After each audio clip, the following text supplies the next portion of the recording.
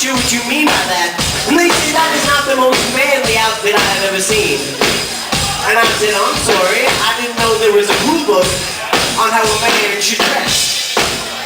Because if a man can't wear feathers, if a man has to be mean, then maybe I don't want to be a man. Maybe I want to be more than a man. Do you know what I'm saying?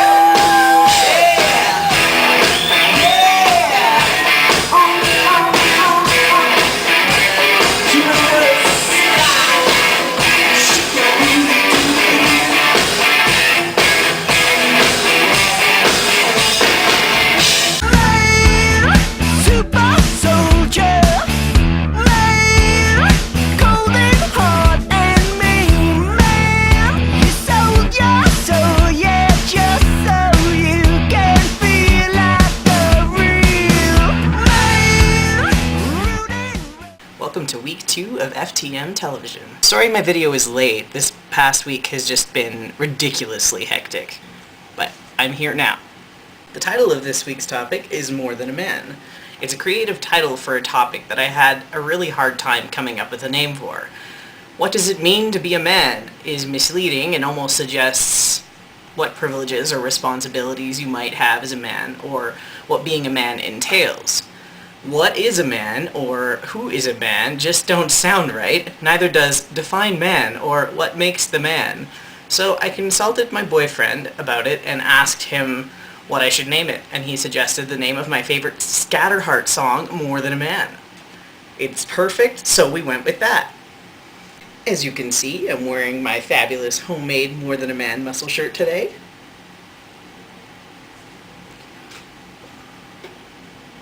No, I'm not really muscular. The purpose of this topic is to simply define what we think makes a person a man, or simply a male.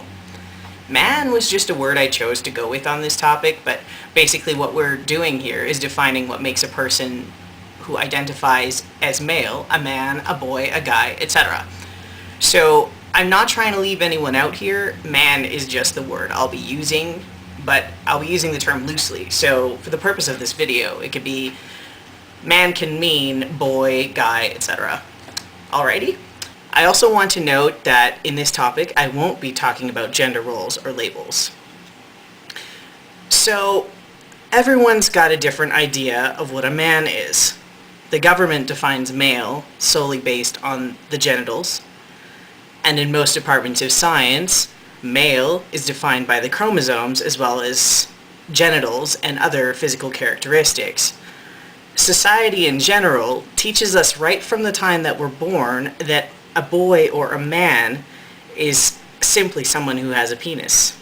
Most of society also believes that to be a man, you must also have some other prerequisites in addition to that, including having been born with a male body, you must have male chromosomes, you must be masculine, you must be heterosexual, or you must like girls, strength, you mustn't show weakness or emotion, you must dress a certain way in masculine clothing, you must talk a certain way, walk a certain way, and a whole slew of other things.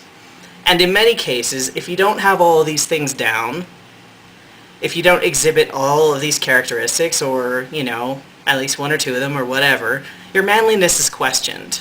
Some people will think of you as less of a man, and some may not consider you a man at all. You hear all the time about guys getting beat up for dressing more feminine, or other things like that.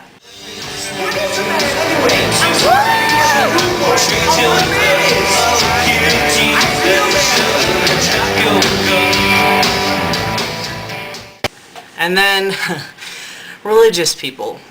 Most religious people, and I'm talking organized religion here, such as Christianity, especially evangelical Christianity, don't even believe in transsexuality or transgenderism. So their definition of man is pretty much the same as the general societal definition. My family is evangelical Christian, for example, and according to them, I will never be a man even if I had a penis because I was born female, and of course, also because God made me a woman, and nothing will ever change that. Then there's the definition of man in the gay community. while their definition is a bit looser, because gender expression, personalities, and degrees of masculinity vary greatly in the gay world, the vast majority of them defines a man as someone who has a penis and was never female-bodied in any way. This is very frustrating for me because I would really like to be a part of the gay community in the city I live in, and I've tried to be, but to them, I'm not a guy. Many of them still actually read me as female, which hurts, and many of them don't even consider me a man after I explain that I'm trans. And they don't consider me a man even after I explain that I'm trans. I had to stop going to the gay bar because I always have such transphobic things said to me while I was there, and I'd always end up going home crying. And then there's the trans community. While the trans community doesn't define a man as someone with a penis or a male body or male chromosomes, obviously, well, for the most part anyway, even a large part of the trans community defines a man as someone who not only identifies as male, but there are some other factors as well, such as masculinity. If you're an F to M and you're too feminine, there are actually other trans guys out there who will tell you that you're not really trans, that you're not really a man. They'll tell you the same thing if you wear your hair long, like I do, wear makeup, if you wear clothing that's a bit more on the feminine side, if you're flamboyant, if you're too emotional, and in some cases, even if your sexual orientation is anything but straight, but heterosexual. I've actually had a lot of that kind of discrimination from other trans men, especially when I first started out. There was this pressure to almost overcompensate, to be hyper-masculine. They told me my hair needed to be shorter, my clothes needed to be more masculine, and I needed to act more butch. For a while I did overcompensate and try to look and act as hyper-masculine as I possibly could. But after a while I decided I was much more comfortable being a bit more on the feminine side. Yeah, I'm flamboyant, I'm gay, I love having long hair, and I possess many other feminine qualities as well. But that's okay. And it doesn't make me any less of a man. Well, I identify as a boy, not a man, but as you know, for the purpose of this video, I'm using the term man loosely. I have still had one or two haters over the past while, not as many as in the beginning, but a few, like the trans man in the fall of 2010, who I had on my Facebook friends list, who actually wrote to me to tell me that he was going to remove me from his friends list because, and I quote, "Just letting you know that I'm deleting you as a friend. I can't stand gay and weird trans people. Get yourself a fucking girlfriend and be a normal man. Please, sorry, but it's the truth. People hate on us trans people, but when you have the freaks that are gay and all depressed and just fucking weird, it confuses people more. Ugh, it's irritating. Now I know why they make us do all this counseling and shit to get letters and whatnot. It's because of trans people like you and others like you. Fucking sick. Sorry, but it's the truth. It makes people hate trans people more." So yeah, that's just an example of how much some trans men judge one another. It's unfortunate, but I think it may stem from their own insecurities and desire to fit in.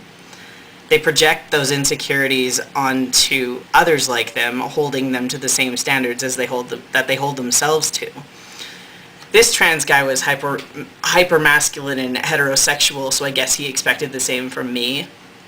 But femme trans guys do exist. There's actually quite a few of us. There's tons of us. We'll actually be doing a topic about that sometime in the future. And then there is the chromosome argument. I've run into this a few times. I typically hear it from non-religious people who still don't believe in transsexuality or transgenderism. They say, "It doesn't matter how much you mutilate your body. You have female chromosomes, and you always will. So it doesn't matter what you do, you will never be a man." One woman even compared, and I couldn't believe this, one woman even compared my transition from female to male to an episode of a cartoon, I think it was either South Park or Family Guy, where this man wanted to be a dolphin, so he had all these plastic surgeries and stuff just to look like a dolphin. She said he tried and tried, but no matter what he did, he could just never be a dolphin. I was appalled, of course. What a bitch, right? But really though, like Jesse from Scatterheart said, what is a man anyway? Well, let's get right down to that. There's so much more to being a man than any of these other defining factors. So much more, and yet it's so simple. In my opinion, what defines a person as a man or as male is simply their gender identity and nothing else. So basically, anyone who identifies as male is a man. None of that other shit matters. You don't have to have been born with a male body or need a penis to be a man. In the case of trans men, you don't have to be post-op or on testosterone to be a man. You don't need male chromosomes. You don't need to have been a tomboy as a child. Some of us were extremely girly as children. You don't have to dress masculine. You don't need to be hyper-masculine or a stereotype. You don't need to be straight. You can wear makeup. You can have long hair. You can be as flamboyant as you want to be. You can be as emotional as you want to be, or as emotional as feels natural. You can be gay or any other sexuality. You can wear pink. You can like the color pink. You can do as many activities that are considered girly as you want to do. None of those things define whether you're a man or not. If you identify as one, you are one. Everyone is what they identify as, including M-to-Fs, genderqueer individuals, bigendered people, intersex people, no gender people, cisgender people, etc. Don't ever let anyone tell you different. Another thing I felt needed mention was trans men do not become men. We already are male, and we have been our entire lives. It's simply our body that doesn't match. The same goes for trans women. We were born this way, and anyone who claims otherwise is arguing with science. So that's it for the week. I hope you enjoyed the video, and I will see you all on Monday, which is a couple days from now. Have a great rest of your weekend, and don't forget to comment, rate, and subscribe. Ciao!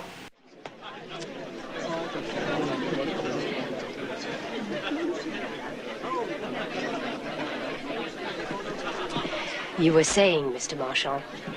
Well, I just find it hard to believe that you're a man. Because you found me attractive as a woman? Yes, as a matter of fact. It happens frequently. Not to me. It just proves the old adage, there's a first time for everything. I don't think so. But you're not 100% sure. Practically. Ah, but to a man like you, someone who believes he could never, under any circumstances, find another man attractive, the margin between practically and for sure must be as wide as the Grand Canyon. If you were a man, I'd knock your block off. And prove that you're a man. That's a woman's argument. Your problem, Mr. Marchand, is that you're preoccupied with stereotypes. I think it's as simple as you're one kind of man, I'm another. And what kind are you? One that doesn't have to prove it. To myself or anyone. Excuse me.